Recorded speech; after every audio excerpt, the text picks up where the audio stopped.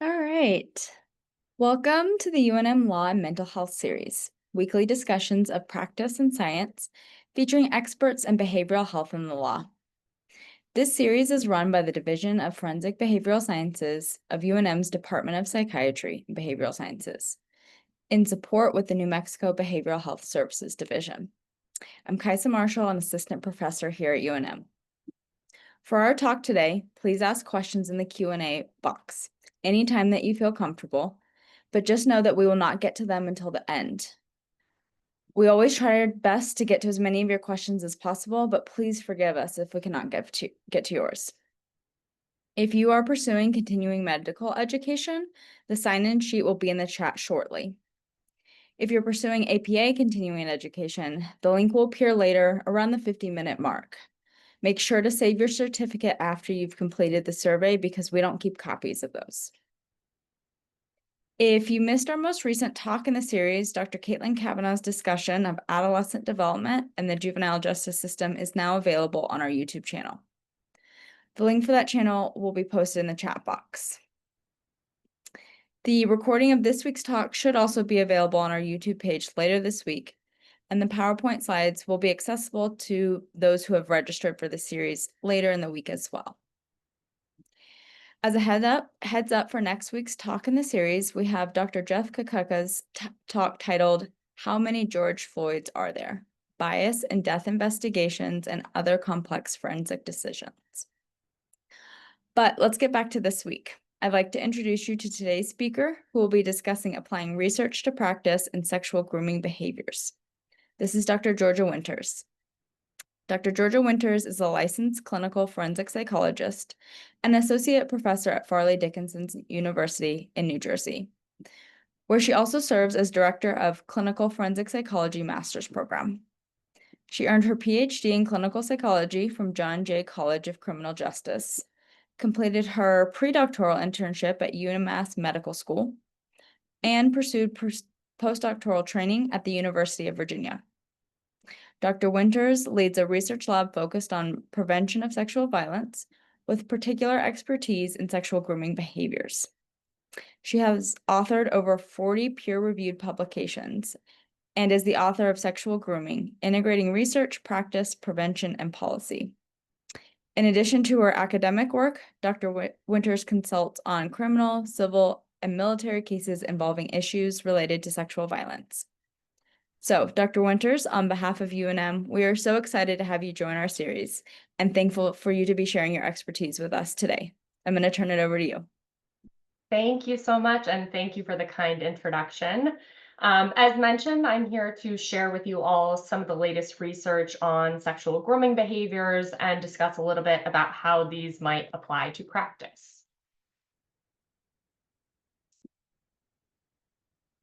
So just a note, I do not have any disclosures to make. I have no relevant financial relationships with any interest in this presentation. And the views expressed are of my own and not necessarily representative of UNM. Some of the main learning objectives for today include being able to describe the stages and behaviors involved in the sexual grooming process. Secondly, to identify red flag sexual grooming behaviors. And then lastly, to be able to apply the empirical research on sexual grooming in the investigation, prosecution, assessment, and treatment of child sexual abuse cases. So I want to start off by setting the stage for why understanding sexual grooming is important.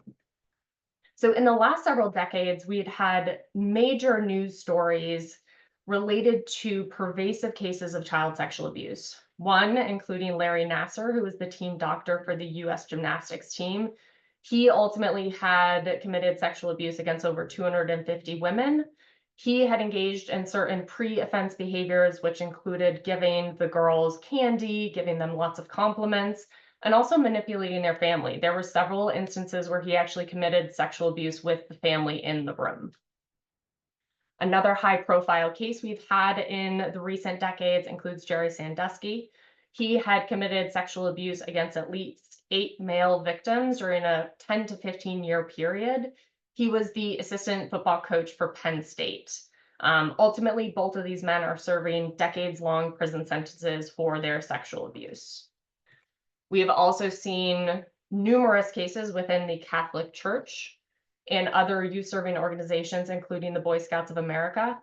And what many of these cases have in common is they went on for pervasive amounts of time, and oftentimes there was individuals that had seen certain things before the person had been caught that they were suspicious about or concerned about, but ultimately concerns were not raised until much later.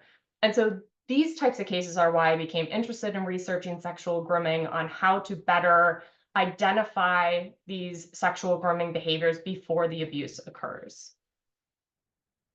I'm going to speak a little bit about the Jerry Sandusky case throughout this presentation, because I think it's a really good example of how we can do better at understanding, recognizing, and implementing information about sexual grooming. So what's particularly interesting about the Jerry Sandusky case is that 10 years before he was caught, there was an investigation about his behavior. So in 1998, the Penn State Police and Pennsylvania Department of Public Welfare were investigating an incident with Jerry Sandusky showering with an 11-year-old boy because the boy's mother had reported it. What ended up happening is there was a full investigation with multiple different interviews with Jerry Sandusky. One of the interviews was conducted by a psychologist who concluded that his behaviors were likely a pedophile's pattern of building trust and gradual introduction of physical touch within a context of a loving, special relationship.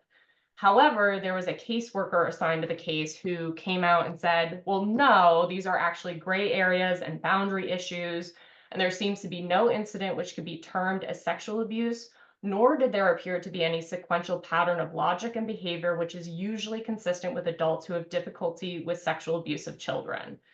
So what ultimately happened is the DA declined to press any charges and the investigation was closed, and they concluded that it was not sexual grooming and there was no nefarious behaviors going on here. And because of this lack of identification, Jerry Sandusky went on to abuse, as I mentioned, at least 8 boys over a 10-year period before he was ultimately caught. So today, what I want to share with you is some kind of overview information about what sexual grooming behaviors are. I will then discuss the sexual grooming model, which is a content-validated model that my colleagues and I developed. And based on that model, we'll discuss some of the prevalence rates, as well as how to identify what we call red flag sexual grooming behaviors. We'll talk about how sexual grooming might manifest in certain special populations, and then we will end talking about how we can maybe take some of this research and apply it to different areas of practice. So just a little context about child sexual abuse in general. Unfortunately, we know that it is quite common. Around 1 in 4 girls and 1 in 20 boys will experience child sexual abuse before they reach age 18. It's important to understand that when we're talking about child sexual abuse, 90% of victims knew their abuser, which is why sexual grooming becomes particularly important, because it has to do with these relational characteristics between the victim and the perpetrator. Additionally, most sexual abuse goes undisclosed, so we have to be very critical when thinking about the research on sexual grooming and child sexual abuse, because oftentimes the abuse is actually not disclosed to anyone, and particularly we have very low rates of reporting to law enforcement. And then lastly, I just want to mention that there is a whole body of literature that covers online sexual grooming. And my presentation in particular will just focus on these in-person aspects. It's been proposed that online sexual grooming might look different than what we see in in-person settings. It's likely to occur faster, and people are likely to move from victim to victim if they notice any resistance. So I'm going to focus more on the in-person side today. When we're talking about sexual grooming broadly, it's the deceptive process used by sexual abusers to facilitate sexual contact with a minor while simultaneously avoiding detection. And ultimately, there's 3 goals here. The first is to gain that initial cooperation through these deceptive tactics. Next is to decrease the likelihood that the victim will tell anyone about the abuse. And then lastly, in some cases, the person's actually looking to increase the likelihood they can engage in future sexual contact with that particular child. Sexual grooming ends up being a particularly complex and nuanced topic, and quite difficult to study in some instances, because it's not necessarily different from normal adult-child interactions. So for example, an uncle giving their niece a piece of candy, that actually can be evidence of a healthy pro-social relationship between an uncle and a niece. However, we do know objectively that gift giving can be an example of a grooming behavior. And so it does oftentimes become difficult to try to distinguish grooming from these potentially normative and often healthy interactions between an adult and child. Additionally, when we're thinking about sexual grooming, there is no one profile. It is likely to look very different depending on the context and those involved. So the types of behaviors that are going to be used or the length of time spent grooming will vary by case. When we're talking about context, as I mentioned, online grooming might be a particular situation where these grooming behaviors will look different. We also see that sexual grooming in cases of child sex trafficking might look a little bit different than general cases of child sexual abuse. And also in youth serving organizations, there might be particular aspects of the context, the situation, and the environment that grooming might manifest differently because of that. Additionally, and we'll talk a little bit more about this later as well, but the characteristics of the victim and the offender might impact the way that grooming manifests. So grooming might look differently if it is a 76-year-old male grooming a 6-year-old boy or a 19-year-old male who's grooming a 14-year-old girl. Those circumstances are likely to look very different from one another in terms of the behaviors used and potentially even the length of time spent grooming. I also want to note that some researchers have proposed that there's other types of grooming aside from what we typically understand as our child sexual grooming. So some individuals may groom themselves, meaning that they're engaging in certain cognitive distortions to justify and minimize their abusive behaviors. Secondly is what we call familial grooming, where an individual might manipulate the family to gain access of the child or find ways to be in the child's life without raising suspicion.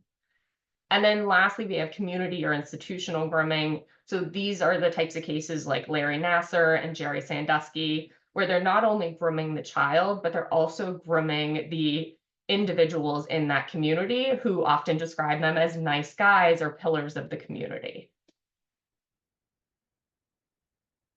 There's been a body of research that has looked at the hindsight bias when it comes to sexual grooming and child sexual abuse cases. My colleague Elizabeth Jeglick and I had conducted one of the original studies, and these findings have since been replicated by several researchers that has found that once we know the outcome is child sexual abuse, we overestimate the likelihood that we would have predicted it and seen it coming. When in reality and foresight, identifying sexual grooming behaviors can actually be pretty difficult. So this might ultimately come into play in certain criminal or civil cases. I was involved in a case where a female teacher had sexually abused a male student, and that case had already been criminally charged, and the woman was convicted of that child sexual abuse, and there was now a civil case against the school for not having identified those behaviors and recognized her behaviors as predatory. And so the defense was asking me to come in and help describe that grooming can be difficult to identify in foresight, and that there is this hindsight bias that once we know the sexual abuse occurred, we start to overestimate the likelihood we would have recognized all these red flag behaviors ahead of time. So this type of information and research can potentially be helpful in certain cases. I now want to transition to talking about our content validated model, which is called the sexual grooming model. So my colleagues and I developed this 5-stage model of sexual grooming to better understand the process that an individual might go through as they're sexually grooming a child. The first stage involves victim selection. So this is selecting a victim based on perceived emotional vulnerabilities or potentially vulnerabilities they perceive in their family circumstance. Next, the individual will seek to gain access to that child and isolate them from others. Next is trust development. This is typically what people think of when they think about sexual grooming, where the individual is developing trust with the child and potentially also the child's family and community. Next is desensitization. This is the process by which the individual seeking to commit the sexual abuse is introducing sexualized conversations as well as potentially increasing sexual touching over time to prepare that child for the impending sexual abuse. We also see that some individuals will engage in what we call post-abuse maintenance behaviors, where after that initial abuse is committed, they might continue to use grooming behaviors to make sure that the victim is going to not tell anyone about the abuse and that others will not discover it, and also potentially to continue to abuse that particular child. I want to note that although this is kind of described as a linear process, that generally speaking, this is likely to occur, kind of victim selection would have to occur before gaining access to the child and so on and so forth. But it is possible that individuals might skip steps or they might fluctuate between steps depending on the response to these behaviors.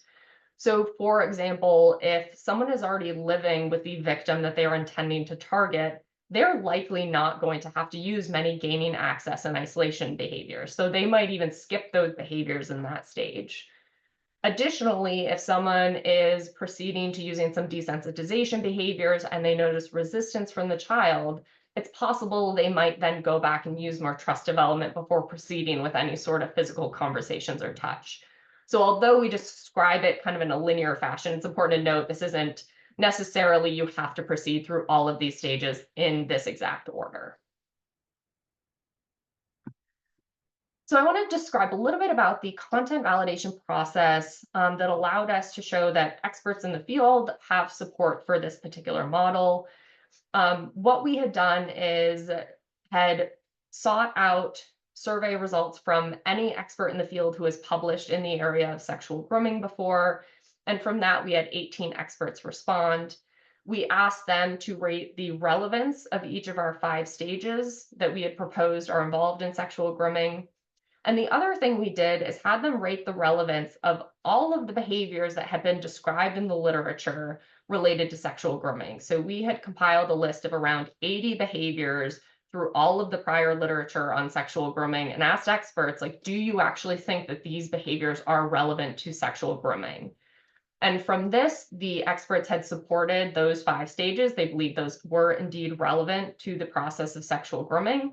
And they felt that 42 of those nearly 80 original behaviors were actually relevant to the process of grooming. They also helped us categorize those 42 specific behaviors within these 5 stages so we can better understand kind of specific observable behaviors that might fall in each of those stages. So I'm going to go through and just give you a couple of examples of what this overall model looks like. As I mentioned in that victim selection stage, this might involve certain emotional or psychological characteristic that the victim is perceived to have.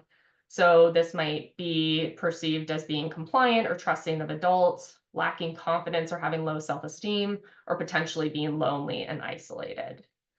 Some of the family situation variables that we had found to be relevant to sexual grooming include lacking supervision or having a child who's not necessarily close to their parents or is in need of a father figure. For our gaining access and isolation behaviors, this includes involvement in youth-serving organizations and manipulating the family to gain access to the child. And in terms of isolation, things like overnight stays, doing activities alone with a child that excludes other adults, as well as both psychologically and physically isolating that child from peers and family members. In terms of trust development, the individual might present as likable, so being charming, nice, perhaps even have a good reputation in the community or being seen as really a pillar of that community, showing the child a lot of attention and affection, so potentially showing favoritism, getting a lot of compliments, communicating frequently with them. And lastly is activities and rewards, so engaging in childlike activities, giving them certain rewards or privileges. And we often see, particularly with some of the older child victims, we see provision of drugs and alcohol. And for our desensitization tactics, the sexualized conversations might include asking the child about their own sexual experiences or the person talking about sexual things they have done, using inappropriate sexual language or dirty jokes, or perhaps using the guise of teaching the child sex education. For the sexualized behaviors, this might include watching the child undressing or exposing themselves, showing the child pornography magazines or videos, using accidental touching or seemingly innocent touch, and then, of course, that potential increasing that sexual touching over time to ultimately desensitize the child. And then lastly, as I mentioned, the post-abuse maintenance, these are designed to ensure the victim will not tell anyone. So this would be encouraging secrets, telling them specifically, do not tell anyone about what happened, perhaps using I love you, you're special, and in some instances, they might use threats. So I want to use our case of Jerry Sandusky to kind of describe how these behaviors might look in the context of the sexual grooming model. So first and foremost, when we're talking about Jerry Sandusky's victim selection, most of his victims were chosen through his own nonprofit organization, Second Mile. Second Mile was designed to help at-risk youth. So it's designed to help potentially individuals who are troubled or needy in some way. When you look at the records of the victims that he selected, several of them were residing in foster homes, had single mothers, were without parental supervision. He would actually, before selecting victims, would ask them, hey, can you stay late after XYZ activity? And if the child said, I have to check with my parent, he would actually screen them out as potential victims. He would also select children who were in need of a father figure so that he could seemingly fill that role, and also children that lack supervision. In terms of the gaining access and isolation tactics, as I mentioned, he was involved in the youth serving organization, Second Mile. He also fostered children. In one case, he actually adopted a young boy who had substance use problems and was in a juvenile detention facility. He would do a lot of activities alone with children. Probably most famously, he would do private workouts with the children in the athletic facility, and he would also drive children home. There's also several instances where he was taking children on overnight outings. He actually had some of the young boys stay in his own basement of his house, and he would also take them to hotel rooms on certain trips. For trust development, everyone was quite shocked when the news came out about Jerry Sandusky because he was described as such a nice guy, and he truly was perceived to be this pillar of the community at Penn State. He showed the boys a lot of attention and affection. There was evidence that he was writing love letters to them and frequently telling the boys that he loved them. He would do a lot to relate to the child on their level.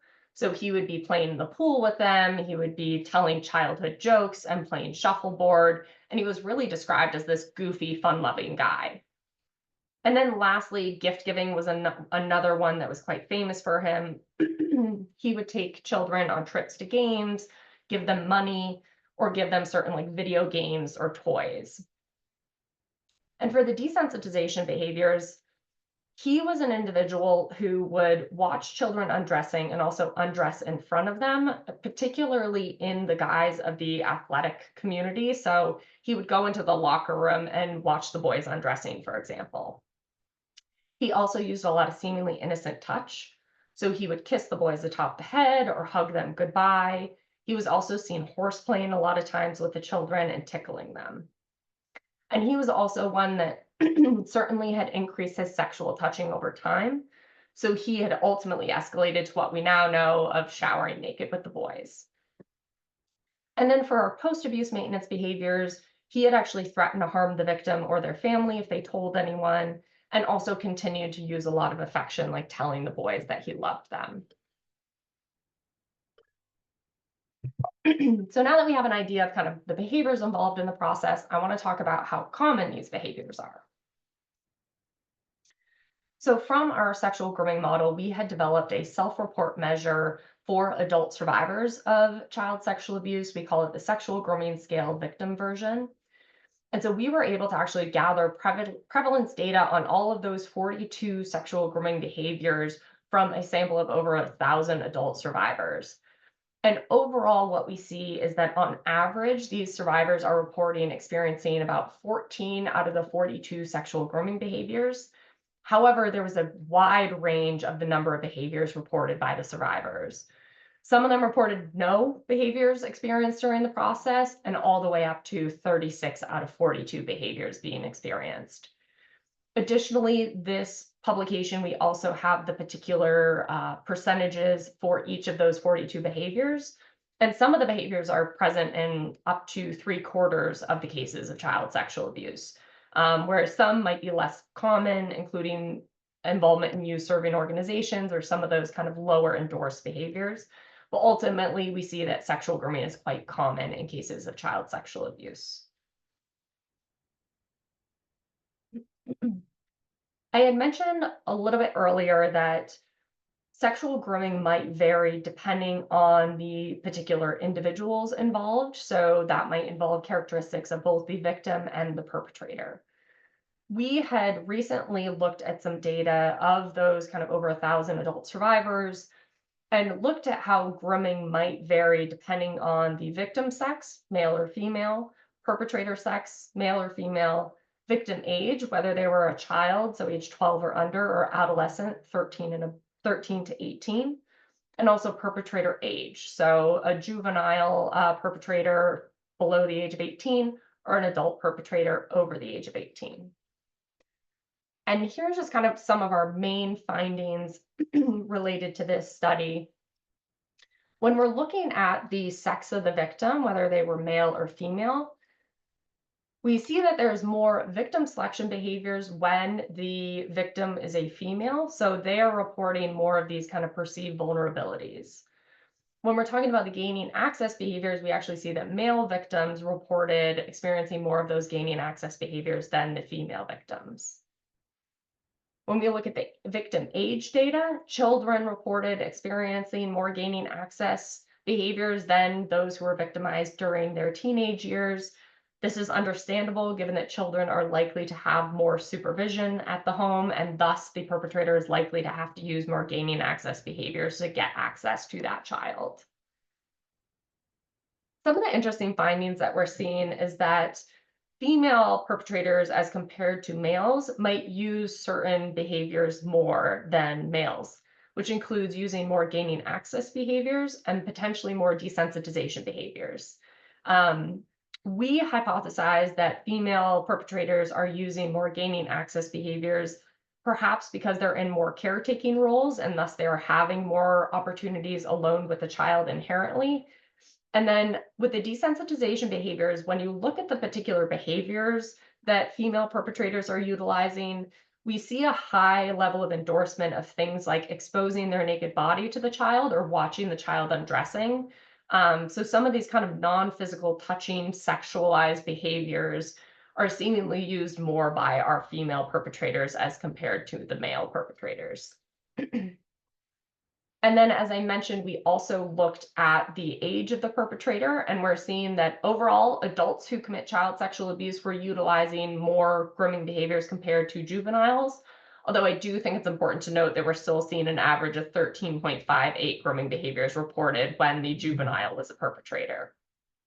Adults were also using more gaining access and trust development behaviors.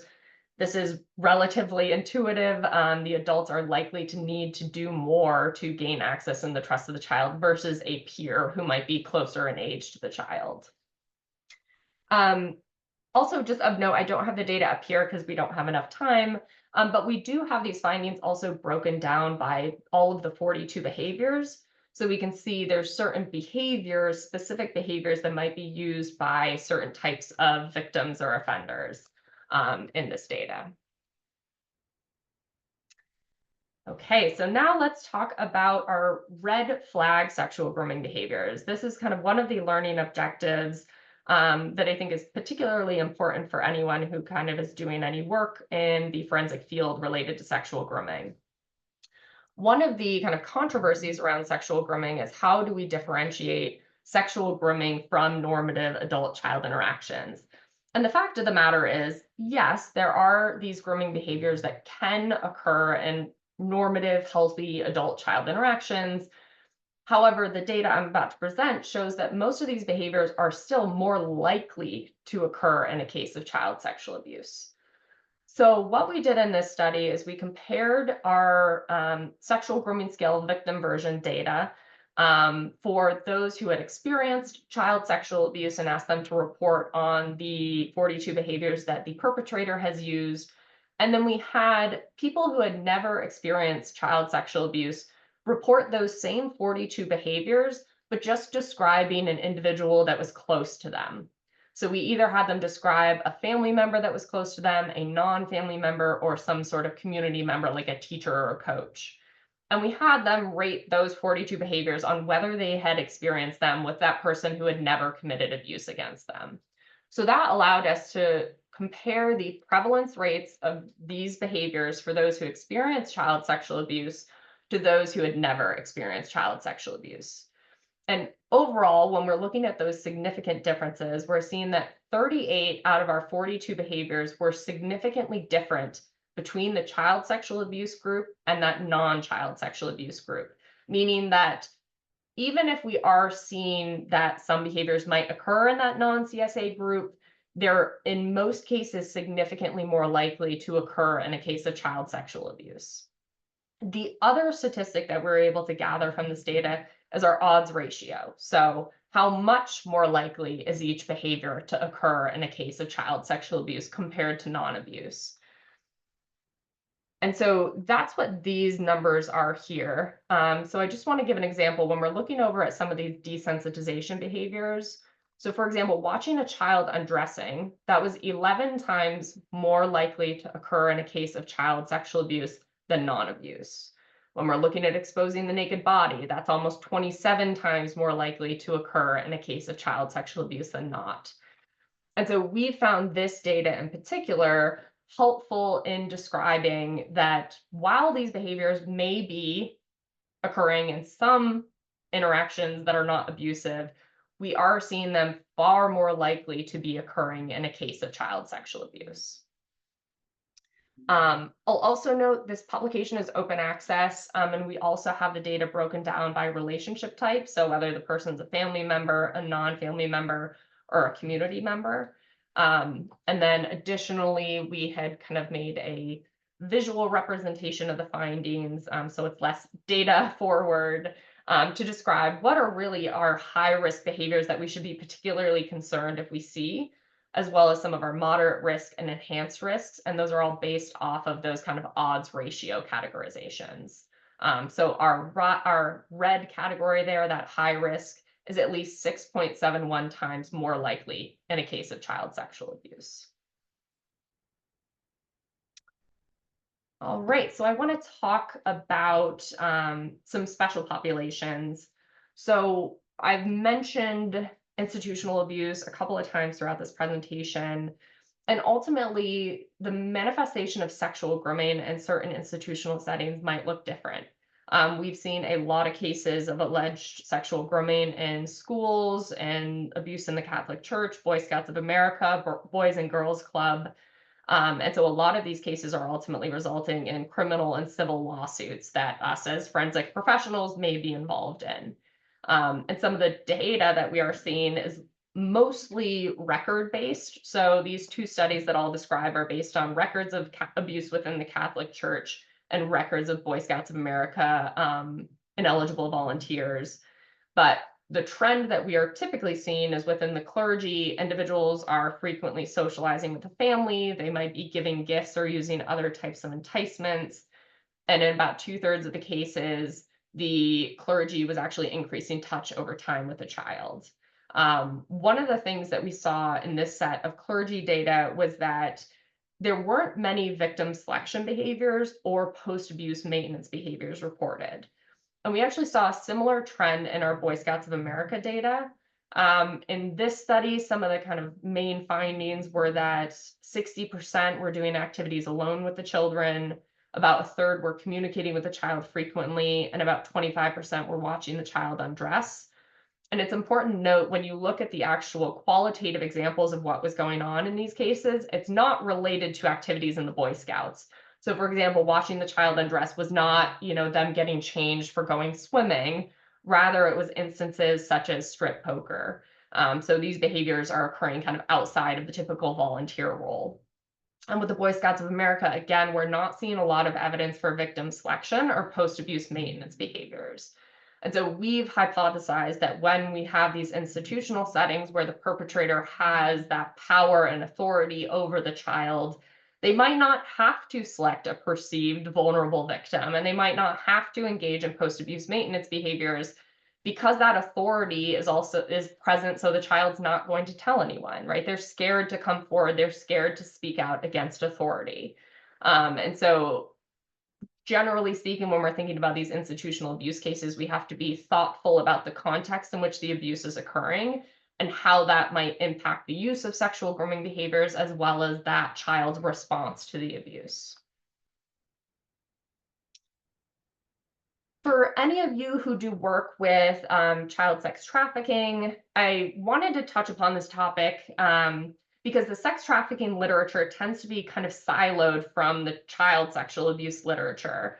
While we use the term sexual grooming when we're talking about cases of child sexual abuse, when you look at the sex trafficking literature, they use terms like recruitment, persuasion, entrapment, coercive control, the management of the work relationship, enmeshment, or methods of control. There's really few studies that have been published in child sex trafficking that use the term grooming. But when you actually analyze some of the models of child sex trafficking, recruitment, and maintenance, and some of the behaviors that they propose are involved in the process, it actually largely mirrors what we're seeing in child sexual abuse. There's that selection of a vulnerable victim. They're finding ways to isolate them from others. They're developing trust with that child, and also the desensitization process. And of course, that kind of ongoing post-abuse maintenance. These types of tactics and behaviors really are mirroring what we're seeing in child sex trafficking. But it's important to note, if you're delving into that child sex trafficking literature, the terms that are often used in that community might look different than what we talk about in the child sexual abuse literature. And then I want to make a point to comment on adult sexual abuse cases and grooming in these cases. So because of the Me Too movement and many of these high profile cases of adult sexual harassment and sexual abuse, the use of the term grooming has been used to describe kind of adult on adult sexual abuse cases. However, we can't simply take the child sexual abuse literature and apply it to cases of adult sexual abuse, because ultimately adults can consent and children cannot. So we can't necessarily just map on what we know about child sexual abuse grooming and assume that it still applies to adults. And additionally, there's actually a lack of empirical literature out there on what might be involved in the adult sexual grooming process. So there's a book chapter by Cinnamon that proposed this 7-stage model of adult sexual grooming. And the stages do seemingly align with what we understand about child sexual abuse grooming, as you can see in the table here. But that being said, there's not any data behind Cinnamon's proposal or necessarily references as to why those stages were developed in that way. And so there's really not an empirical foundation for that proposed model of adult sexual grooming. There hasn't been any large-scale published empirical studies thus far on sexual grooming of adults. I have published in parentheses because my colleagues and I have an article in submission where we are looking at the 42 child grooming behaviors and seeing if adults who experience sexual abuse also experience similar behaviors. But that is not yet published, and so we really don't have any empirical data on adult sexual abuse. So I would recommend anyone who is asked to speak about sexual grooming in adult cases to be very cautious to not necessarily use the term grooming given the lack of empirical data. What we do have more evidence for is the literature on sexual harassment, sexual coercion, coercive control. Some of those concepts do overlap somewhat with what we're seeing in child sexual grooming and potentially adult sexual grooming.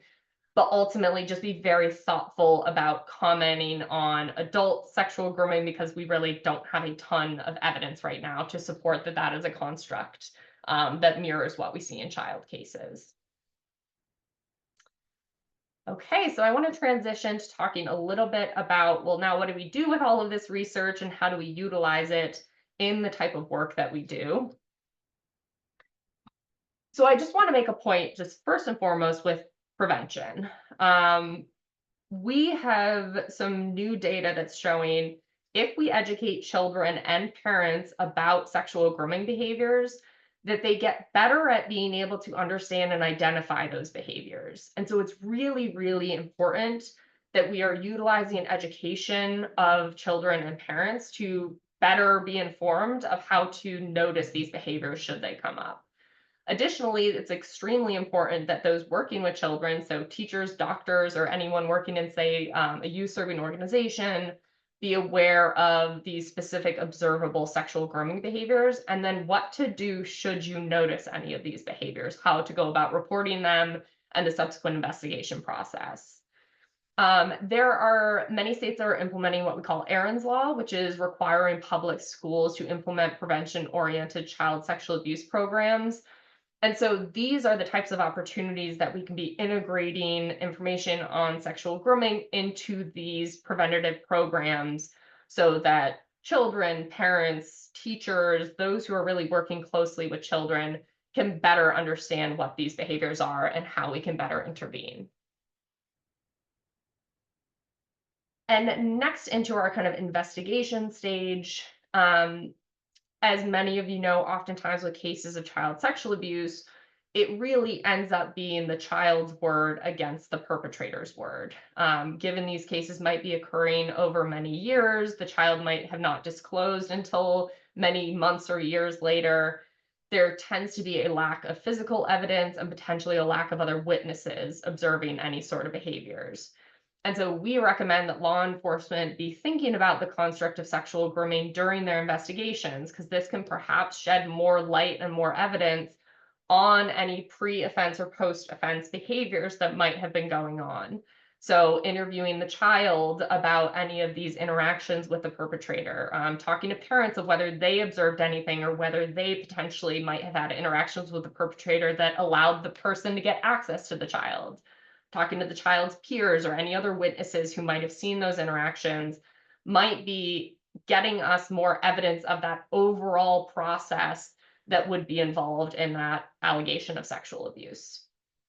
Similarly, many children go through these child forensic interviews, and these forensic interviews often focus on the actual specific instances of abuse. It may be helpful in certain cases to be actually exploring any of these interactions that might have occurred before or after the abuse to further shed light on whether there might have been a longer pattern of grooming behaviors involved. When it comes to the prosecution of these cases, we recently conducted a study of 51 attorneys, and we were finding that 90% had used the term or the construct of sexual grooming in their court cases, and most are rating it as highly useful in those cases. Interestingly, though, only about half of them had actually used expert testimony on the concept. And I would argue, given the nuances and complexities that are involved in the sexual grooming process and the research that's involved, it would be extremely helpful to have expert consultation and/or testimony when these cases have components of sexual grooming. I also think it's important to note that these attorneys are largely reporting that grooming evidence has been found admissible. Some have argued there's a lack of research foundation, but I hope that I have kind of explained to you today that in recent years, we really have had a substantial increase in the amount of empirical data related to what these sexual grooming behaviors might entail. So really, there was only 15% of these attorneys who had had a case where the evidence was not admissible. As I mentioned, I think having an understanding of sexual grooming can provide additional context to the relationship between the child and adult when these cases are actually being prosecuted. I've been asked in, multiple different civil and criminal cases to speak about these red flag behaviors and how the presence of those in this particular case, we know the data says that behavior is X times more likely to occur in a case of child sexual abuse. So actually taking the data and applying it to specific behaviors, particularly if they're the red flag behaviors in that case. And then also, I think it's important to understand that sexual grooming might help explain a lot of these, quote, counterintuitive victim behaviors we might see in cases of child sexual abuse. So, for instance, oftentimes children delay their disclosure. They might continue to communicate with the abuser after the abuse. There's different kind of responses to sexual abuse that might be further heightened by the use of sexual grooming behaviors. Perhaps they were told not to tell anyone or to encourage secrets, right? Those are examples of grooming behaviors that might help explain why a victim may not have disclosed. And so being able to apply some of these grooming tactics to how it might explain how the victim may have responded to the abuse. Next, I want to talk about for any of you who are doing kind of risk assessment work in child sexual abuse cases. I think it's important to note that we actually don't have empirical research that links sexual grooming to increased risk. We assume that if someone's using a lot of grooming behaviors and is very calculated about the abuse, that would therefore translate to high risk.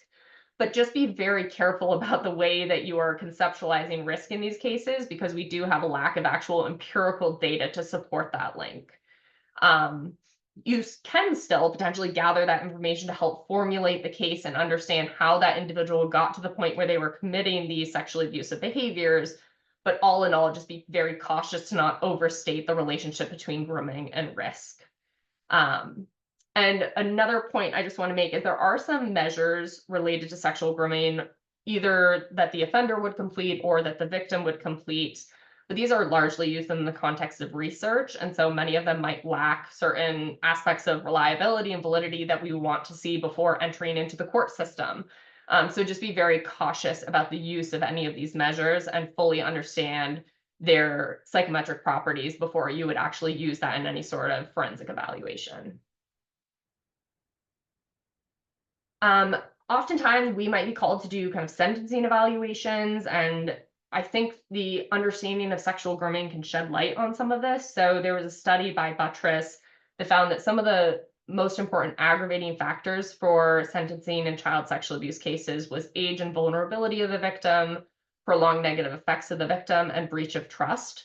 And I think many of these are tied closely to our concept of sexual grooming, right? Vulnerability of the victim ties very closely to our victim selection characteristics. Breach of trust very closely aligns with our trust development characteristics. So we may be able to use some of these kind of concepts of sexual grooming in understanding that formulation of potential mitigating or aggravating factors.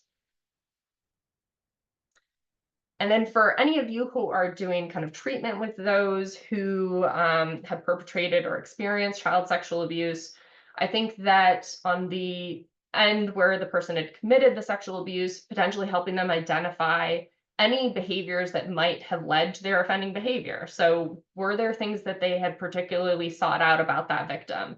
Did they do certain things to make sure they could get the victim alone? Were they engaging in trust development tactics with them? I think understanding that offense cycle and how to avoid those particular behaviors in the future can be potentially helpful.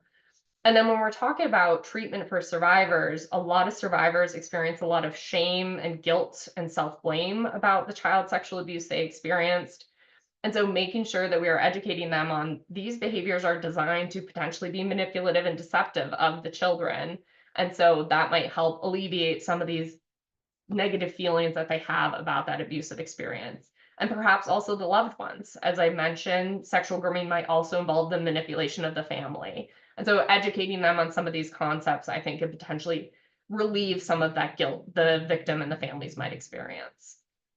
And also for the management end of things, we might be asked to shed light on certain kind of parole, probation, or sex offender law recommendations, understanding the offense process of how the person went from selecting, isolating, developing trust, and engaging in that abuse might help us identify the circumstances and environment in which that person is more likely to succeed in the community.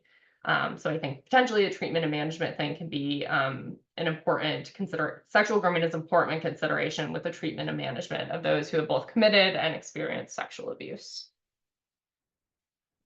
And kind of my last call to action is if you are using the term sexual grooming in any of your work, just be very thoughtful about the application of that and to make sure that you are using the term that is consistent with what we know in the empirical literature. There have been a lot of developments in the last 5 to 10 years related to better understanding and operationalizing sexual grooming. So just ensuring that that term is used very thoughtfully in any of the work you do.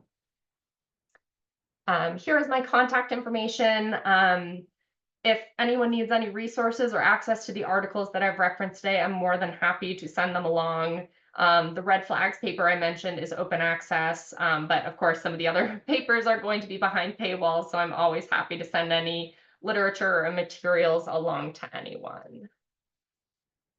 Okay, I'm hoping that I left enough time for a few questions. Yes, you did. Thank you so much for all of that information and for having a little bit of time left because we do have a ton of questions that have come in. So I'll just get through a few quick ones first that I think might be a quick answer for you. But there was a question just about clarifying who we're considering as a victim of grooming. Is it under 17 years old or what is the cutoff? Yeah, so all of the literature that I've referenced that my colleagues and I have conducted, we define the kind of a child victim as under the age of 18, so up until 17. Of course, I recognize the different states have different laws in terms of what that age cutoff is. But in terms of the research that we've done and considering who is a victim of child sexual abuse, it is under the age of 17 or under the age of 18.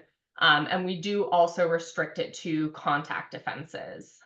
So we don't include solely individuals who only experienced non-contact sexual abuse. Okay. And so, do you know if there's any data about the incident rate of grooming among the population that's been accused, but not necessarily convicted or found confirmed of child sexual abuse?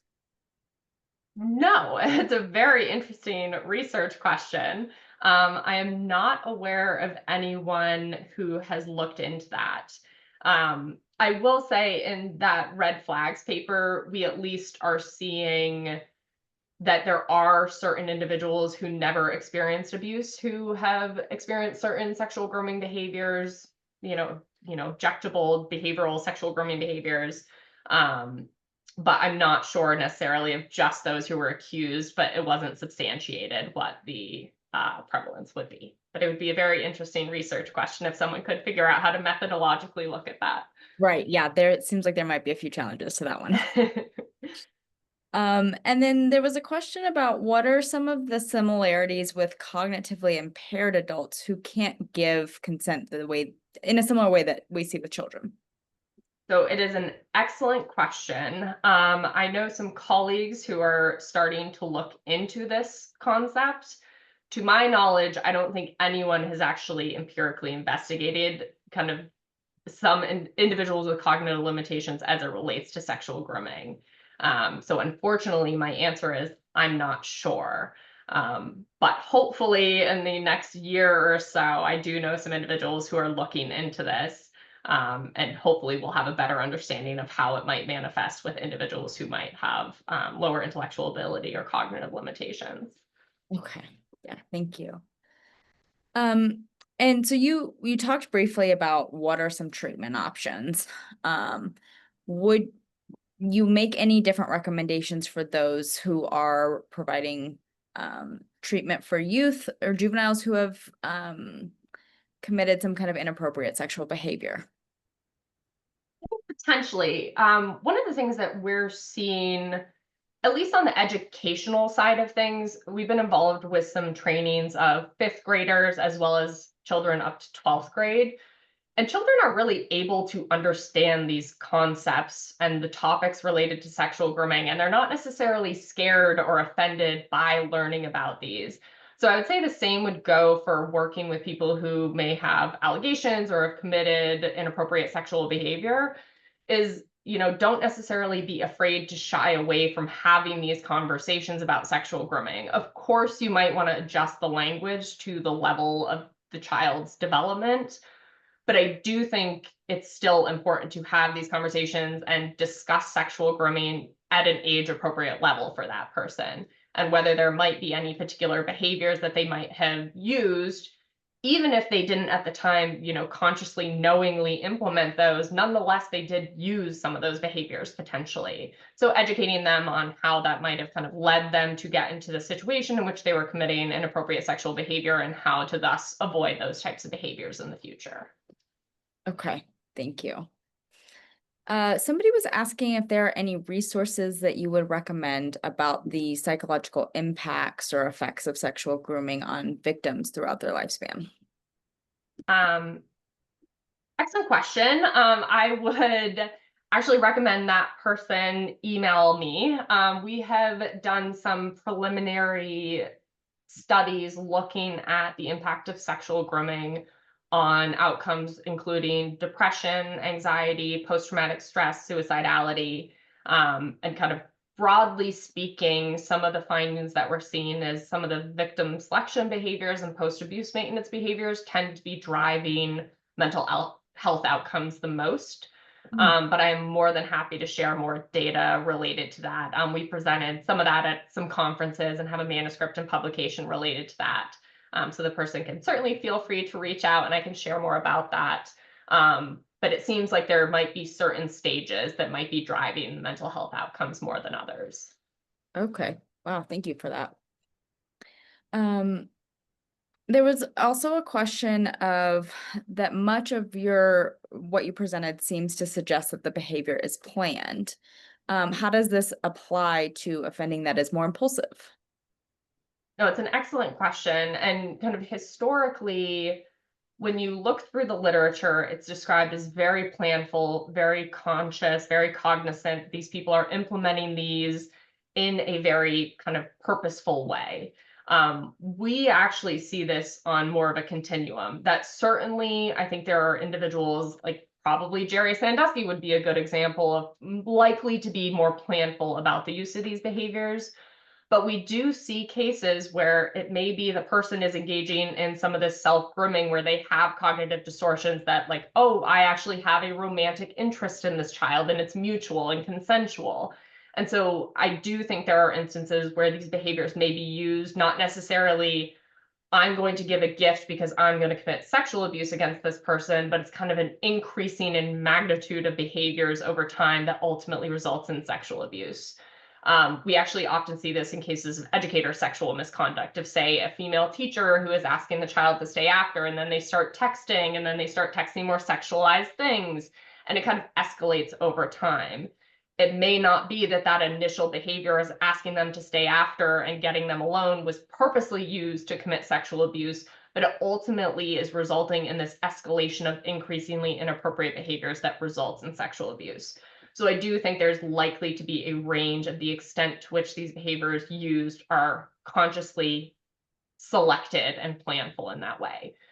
But I will say, that being said, I think one of the red flags paper teaches us that regardless of whether it was purposely used or not, we do know that it's more common to occur in a case of child sexual abuse in most of the cases.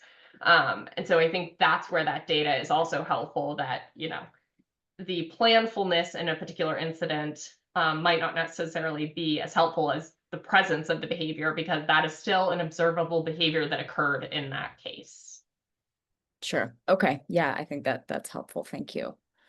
And then I'll try to summarize some of these questions that are coming in with one last question, which is, how do you recommend taking culture and other kind of some of those variables that make just different behaviors, traditions look different? How do you take that into consideration when you're doing this work? Yeah, so I think it's going to be similar to how I was talking about, you know, we're thinking about if it's a youth serving organization, the certain aspects of that situation and context that might impact how grooming is used. We might see that same thing happen with culture. I think a good example is there's some cultures where families all living together is quite commonplace, but that also does fuel situations where adults are sleeping in the same room as children. And so there's certain cultural aspects that we need to consider of the perpetrator and the victim, and how we're kind of interpreting behavior as commonplace versus potentially problematic. And so I think it's, you know, similar to how we're just overarchingly viewing this in the context of the characteristics of the victim and the perpetrator. It's the bigger picture of it all, and how grooming might vary depending all of those kind of different backgrounds, contexts, environments. Awesome. Thank you so much for that. So I think we're gonna finish up there. And that will wrap up this week's Law and Mental Health series. As I mentioned, next week we'll have Dr. Jeff Kukuta's discussion of bias in death investigations and other complex forensic decisions. We hope to see you then for another great discussion of issues of behavioral health and the law. See you then. Thank you so much.